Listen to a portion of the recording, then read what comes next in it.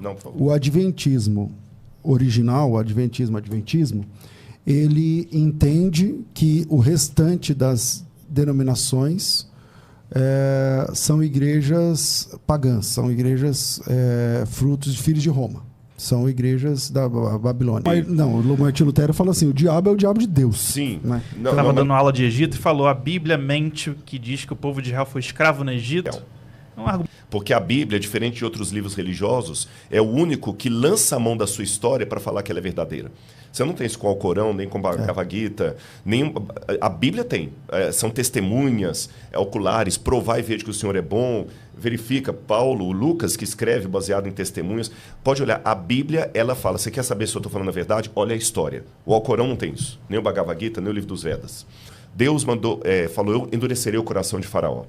E você, como especialista em hebraico, sabe que o modo jussivo do hebraico antigo era você colocar de maneira positiva uma coisa que você está apenas permitindo.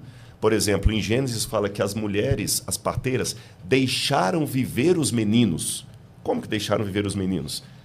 Elas simplesmente não mataram as crianças. Elas não conseguiam cumprir a ordem de Faraó. Mas no hebraico está escrito que elas deixaram viver. Né? A gente não fala assim em português. Então a arqueologia me ajuda a dialogar com esses usos e costumes, expressões idiomáticas e coisas afins. Um professor bem marxista clássico estava dando aula de Egito e falou, a Bíblia mente que diz que o povo de Israel foi escravo no Egito. É um argumento bem tolo. E no Egito não tinha escravidão. Era trabalho servil, era trabalho compulsório. E ficou debochando, né, da Bíblia durante um tempo. E aquilo, eu tinha 17 anos de idade, aquilo meio que me atingiu, né? Fiquei triste. E meio que sem ter recurso para rebater. Não tinha nenhum recurso. 17 anos, né? Acabei de entrar. Beleza, eu saí daquela faculdade, me mudei para uma melhor e tive outro professor de história antiga que não só... E assim, para mim era uma novidade, né? Eu já com 18 anos, não só ele falou que todo mundo sabe, né, que no Egito tem escravidão, não é um modo de produção, não é um modo de produção forte, ainda falou o nome de uma cidade construída com trabalho semita. Agora, falando a lista de alguns achados aí, por exemplo, vou tentar fazer pelo menos os top 10. Vamos lá. Os manuscritos do Mar Morto. Sim, claro. Porque eles mudaram tudo. Qual a importância, Rodrigo, dos manuscritos do Mar Morto? Para eles eu não preciso explicar, mas para você que está assistindo de casa, até o achado dos manuscritos do Mar Morto, e eu vou entrar na área que você gosta, que é o hebraico, o manuscrito mais antigo em hebraico que nós tínhamos do Antigo Testamento era o papiro Nash. Exato. Nash, que ele era do tamanho de um... Ele era um centímetro. Um centímetro, menor que um celular desse aqui, e datava do 1º século a.C., que trazia um pedacinho dos 10 mandamentos. Fora isso, os textos mais antigos eram todos medievais, 970 depois de Cristo, que é o Códex. Está gostando? Nos abençoe se inscrevendo no canal. Curta o vídeo para que ele aqueça o coração de mais pessoas. Metropolitano, aquele encontrado no Egito... Sinaítico. Não, Sinaítico não. Sinaítico era em grego. O Alexandrino. O Sinaítico é grego. É grego. Era a Septuaginta e o Novo Testamento. Mas o Alexandrino eram textos assim, tardios. Então você tem um hiato. Se o Antigo Testamento deixou de ser escrito, vou chutar aqui, 1400 a.C., arredondando, né, o período ali, para 900, eu vou botar 1000, eu tenho 1400 anos de hiato. Aí, em 1947, um garotinho beduíno chamado Mohamed El-Zibdi encontrou acidentalmente jarras com textos bíblicos datados em até 250 a.C. E agora essa data pode ser até mais antiga pelos nossos estudos. E quando você compara, 80% do texto massorético está bem preservado. Até mais, alguns chegam a dizer que até 90%. Os 10% de diferença que tem são coisas mínimas. Por exemplo, Isaías, que é o texto completo, o que está diferente? No Isaías massorético, o nome de Deus é referido 3 vezes. Kadosh, Kadosh, Kadosh. Santo, Santo, Santo. No de Qumran, 2 vezes. Mas eu não preciso de 3 vezes o nome de Deus para provar a Trindade. Então, não mudou nada para mim. Né? É uma questão de soletrar a letra, como se escrevesse farmácia com F ou com PH... A altura de Golias, que a gente viu que não era aquela altura de quase 3 metros e tanto, era um pouco mais baixo. E é interessante coisas que mínimas. Para validar outras coisas, se tiver 50% de erro, tá ótimo, tá vendo? Isso aqui já prova que não sei o quê. Mas quando fala da Bíblia, se tiver 0,5% de discrepância, nem é erro nesse caso, aí a pessoa já fala, então... Tá. Mas o mais importante aconteceu, quer dizer, nós temos agora um documento que é antiquíssimo, que prova a veracidade e que também é cópia. Então, se é cópia, então... E outra, em 1400 anos a Bíblia não foi alterada. Terceiro achado arqueológico muito importante, a própria Babilônia, que diziam que a Babilônia não existiu, e em 1888, 89, Robert Koldewey começou a escavar a Babilônia em 14 anos e provou a existência da Babilônia. Quarto achado arqueológico importante que nós temos, você tem a própria cidade de Laquis, ou Lachish, com vários elementos ali que demonstram a historicidade da Bíblia, dos ataques de Senaqueribe, como a Bíblia fala. Outro achado arqueológico importante, o Palácio de Davi em Jerusalém, que era uma das críticas que falavam, se Jerusalém foi a capital do reino unificado, onde é que estava o palácio? Outro achado arqueológico, estou no sexto, a Estela de Mecha, que foi encontrada na Jordânia e que traz uma descrição de uma batalha de Israel, exatamente como a Bíblia apresenta, só que na versão do inimigo. Sétimo, a Estela de Tel Dan, que juntamente com Mecha foi outra comprovação arqueológica da existência histórica de Davi. Oitavo achado arqueológico que eu poderia mencionar, nós temos a própria cidade os documentos de Nag Hammadi. Sim. Porque, embora não sejam Bíblia, mas eles mostram as questões bíblicas que estavam sendo discutidas pelos gnósticos ali. Para o Antigo Testamento é Qumran, para o Novo Testamento e para o cristianismo é Nag Hammadi. E, além disso... É revolucionário tudo que foi traduzido até o momento da biblioteca, que a gente conhece de igreja primitiva. E junto com o Muratori, eu consigo hoje falar por que esses evangelhos são canônicos e os outros não. Não foi uma criação de Niceia. Vamos resumir aqui. A gente é descendência de Abraão pela fé. Então, todos Gálatas, que cremos somos irmãos, todos que cremos somos um. No Concílio de Antioquia, o que eles fazem?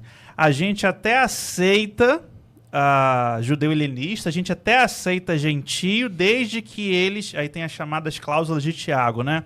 Se abstenham de carne... Concílio de Jerusalém no capítulo 15. Concílio de Jerusalém. Se abstenham de carne sufocada, carne sacrificada aos ídolos, carne com sangue. Isso era as cláusulas básicas que um estrangeiro deve respeitar ao viver em Israel. Então, em Jerusalém, eles estavam vivendo literalmente uma continuação do judaísmo e não a igreja, que é a união das mesas, é a união das pessoas, é a união dos povos. Eles estavam se vendo como o povo eleito e aceitando alguns até... Imagina que Pedro teve aquela visão que deixava animais imundos vindos, né, do céu. E aí Deus falou para Pedro assim, abre a boca e come. E Pedro falou para Deus. De maneira nenhuma, senhor, não comerei. Pedro não falou para um amigo, para um rabino, para um apóstolo. Pedro falou para Deus. Deus, não. Depois vem uma segunda vez. E Pedro fala para Deus, não vou comer, porque eu não comi nada imundo até agora na minha vida, não vai ser agora que Deus está mandando. E era Deus mesmo, não era um profeta, não era um visionário, não era nada. É que eu vou obedecer. Na terceira vez, Pedro lá chorando, né? Aquele bacon descendo do céu. Pedro vai lá e come para ensinar que Deus também alcança o gentio, que o gentio não é imundo, que agora Deus está fazendo nova todas as coisas. A pimenta é o seguinte, a pimenta mesmo, para a gente poder discutir aqui. Você estava historiando aí um Novo Testamento por um bom tempo, teologicamente ainda dividido. Vou simplificar. Partido de Pedro e Tiago e partido de Paulo. E você mesmo mostrou que Pedro estava equivocado na questão, a igreja de Jerusalém estava equivocada, e o Espírito Santo usou qual parte? A pergunta é, o Espírito Santo pode usar alguém que está teologicamente equivocado? Bom, primeiro o Espírito Santo pode usar qualquer pessoa. Sim, mas vai mais além. Usar não é só usar como usou a jumenta de... Não, o Martinho Lutero fala assim, o diabo é o diabo de Deus. Sim, né? Não, mas não é usar, mas eu sabia que você ia nesse ponto, mas não é usar igual usou a jumenta de Balaão. Que a jumenta de Balaão também foi usada pelo Espírito Santo, né? Mas eu estou falando usar, eu estou falando de um Pedro, que se você colocou 10 anos aí, e realmente a igreja ficou muito tempo judaizante com coisas que a gente sabe que estão erradas. E durante esse período, não estou falando da jumenta de Balaão, estou falando de um Pedro, de um Tiago, né, que a epístola dele foi escrita ainda nessa fase anterior.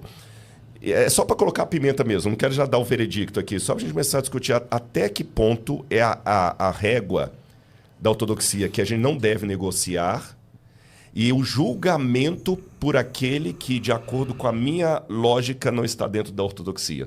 Eu acho que temos que ter, sim, essa definição. Não sou eu quem decide, não é você quem decide, não é ele quem decide. Não é um concílio. É o que os concílios tentaram fazer. Exatamente. Né?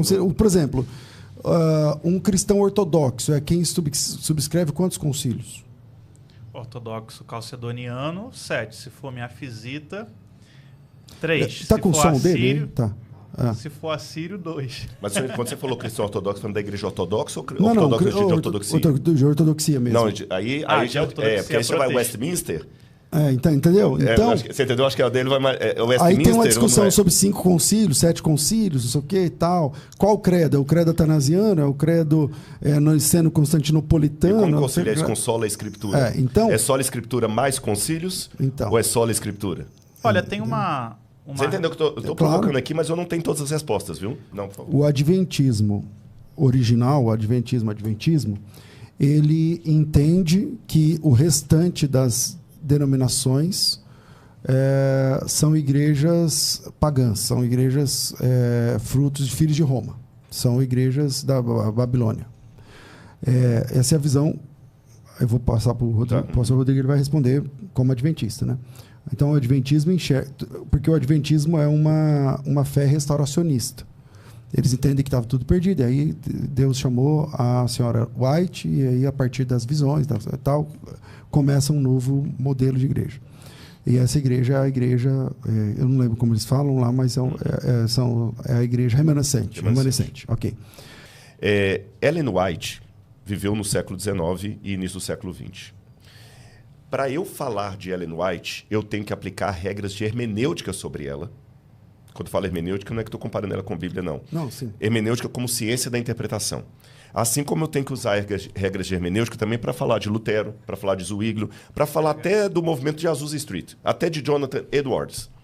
Porque aquele autor, ele está dialogando com o tempo, ele está usando linguagens daquele tempo, etc, etc. A linguagem de Ellen White é muito pesada, realmente, para falar das outras igrejas. Ela chama de igrejas caídas, filhos de Babilônia, blá, blá, blá, blá. Só que quando você vai pegar, você nota 3 coisas em Ellen White. Em primeiro lugar, a linguagem pesada dela você encontra em toda a cristandade da época. Ele mesmo está dando um exemplo aqui. Se eu pegar a maneira, porque é isso que é fora de contexto, que eu acho que alguns usam, às vezes, do Adventismo. Que é o que Ellen White fala. Você está recebendo o Rodrigo Silva? Que alguém já até me chamou de cafetão do Adventismo, você sabe quem? Né? Que eu acho que, para quem tá, não é um termo muito polido para se falar. Eu sou cafetão do Adventismo. Olha, veja, eu imagino um cristão falando isso. Mas tá bom, vamos lá.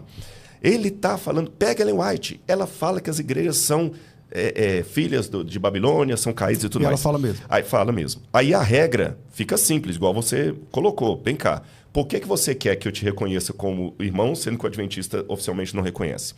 Só que quando eu pego Ellen White dentro do seu termo, agora eu estou falando hermeneuticamente de Ellen White, não apenas pegando o texto isolado e jogando, eu vejo que Ellen White está usando uma linguagem pesada que era comum dessa época. Se eu pegar também os textos dessa época da briga dele, dos luteranos falando dos calvinistas, ou etc., ou o contrário, eu vou falar também assim, olha, tá vendo? Olha o que a igreja luterana fala de vocês, calvinistas. Você tá pastor X da igreja presbiteriana e pastor Y, quer saber o que ele fala? Ele não conta isso para você. Você tem uma Ellen White de 1827, quando ela nasce, e aí ela tem a primeira visão dela, questão de 1843, 44 ali, o Miller e tudo mais, até a organização da Igreja Adventista em 1863. Você vê uma Ellen White muito agressiva para falar assim, não temos que perder tempo, Jesus está voltando, temos que pregar o Evangelho, não vamos perder tempo com escola, não vamos perder tempo com nada, não vamos comprar nada, até contra a organização da igreja. De 1863, quando eles veem que a igreja Jesus não voltou, aquela coisa toda e tal, e que a gente pode ser que fiquemos mais tempo na Terra, e ficamos aqui até hoje, até 1888, você já vê uma Ellen White que ela muda o tom nos escritos dela. E tem uma meia-culpa que eu vou falar dos Adventistas, vou falar qual é. Chama-se compilações. Que às vezes pegam compilações de um texto que ela escreveu em 1800 e bolinha, com 1900 e coisa. O César falando uma coisa num programa e um pedaço aqui hoje, eu recortando, eu posso criar uma artificialidade. Você não está falando que a Ellen White mudou a opinião dela, né? Não. Porque ela não mudou, eu acho. Não, veja bem. Algumas coisas ela mudou de opinião. Não é que ela mudou de opinião. mas a forma como colocar a coisa, ela viu que não era bem daquele jeito. E eu vou até chegar numa coisa que vai surpreender vocês. Nessa fase aí, ela fala: a igreja está atrasada. Temos que construir colégios, temos que construir, mandar missionários para além mar e tudo mais. Em 1888, tem uma crise tremenda na igreja adventista, que quando veio a pregação da justificação pela fé. 1888. 1888. Crise de Minneapolis. E Ellen White ficou ao lado de quem estava defendendo a justificação pela fé, que era o Wagner Jones. Mas a maneira como eles estavam apresentando era uma maneira tão radical, tão desrespeitosa com os mais velhos, que ela, em público, falou com eles: olha, vocês estão certos biblicamente, mas estão errados na maneira de apresentar a Bíblia.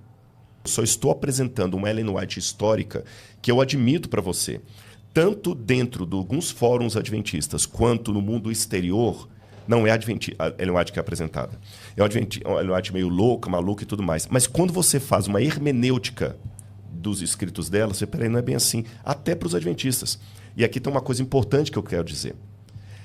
Ela julgou uma linguagem dura falar das igrejas caídas, mas se você pegar os textos de Ellen White, num livro, por exemplo, Testemunhos Seletos, que ela fala da própria igreja adventista, ela desce o sarrafo de tal maneira que, se ela estivesse pregando isso ao vivo, eu ia sair lá todo machucado. Tanto é que tem um movimento chamado Adventistas da Reforma, que começou em 1914, e os Adventistas da Reforma usam os textos de Ellen White para falar que a igreja adventista é uma igreja caída. É isso mesmo. Porque a sua ira dura só um momento. No seu favor está a vida.